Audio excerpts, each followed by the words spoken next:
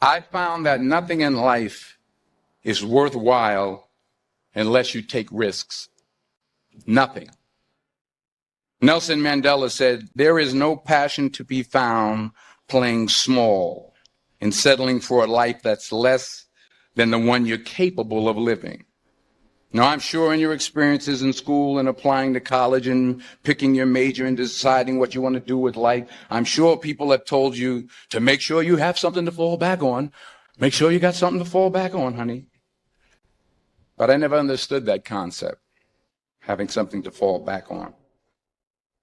If I'm going to fall, I don't want to fall back on anything. I want to fall forward. I figure at least this way I'll see what I'm going to hit. Without consistency, you'll never finish. So do what you feel passionate about. Take chances. Don't be afraid to fail. There's an old IQ test, was 9 dots. And you had to draw 5 lines with a pencil within these 9 dots without lifting the pencil. The only way to do it was to go outside the box. Don't be afraid to think outside the box. Don't be afraid to fail big, to dream big. But remember, dreams without goals are just dreams. Reggie Jackson struck out 2,600 times in his career, the most in the history of baseball. But you don't hear about the strikeouts. People remember the home runs. Fall forward. Thomas Edison conducted 1,000 failed experiments. Did you know that? I didn't know that. Because the 1,001st was the light bulb. Fall forward. Every failed experiment is one step closer to success. You've got to take risks, and I'm sure you've probably heard that before, but I want to talk to you about why that's so important.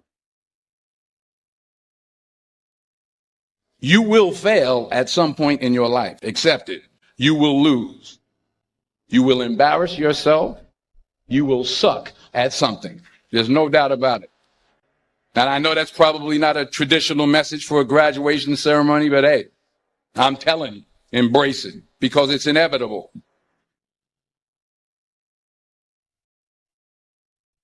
In the acting business, you fail all the time. Early on in my career, I auditioned for a part in a Broadway musical. Perfect role for me, I thought, except for the fact that I can't sing. I didn't get the job. But here's the thing. I didn't quit. I didn't fall back. I walked out of there to prepare for the next audition, and the next audition, and the next audition. I prayed. I prayed. And I prayed. But I continued to fail and fail and fail. But it didn't matter because you know what? There's an old saying, you hang around the barbershop long enough, sooner or later you're going to get a haircut. So you will catch a break, and I did catch a break. Last year, I did a play called Fences on Broadway.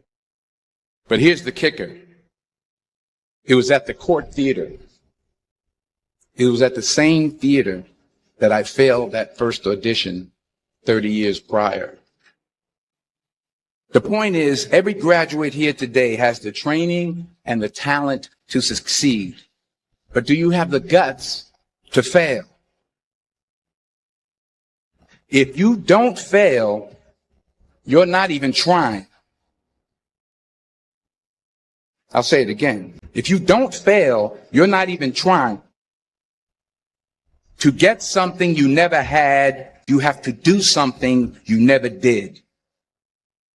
Just imagine you're on your deathbed, and standing around your deathbed are the ghosts representing your unfulfilled potential. The ghost of the ideas you never acted on. The ghost of the talents you didn't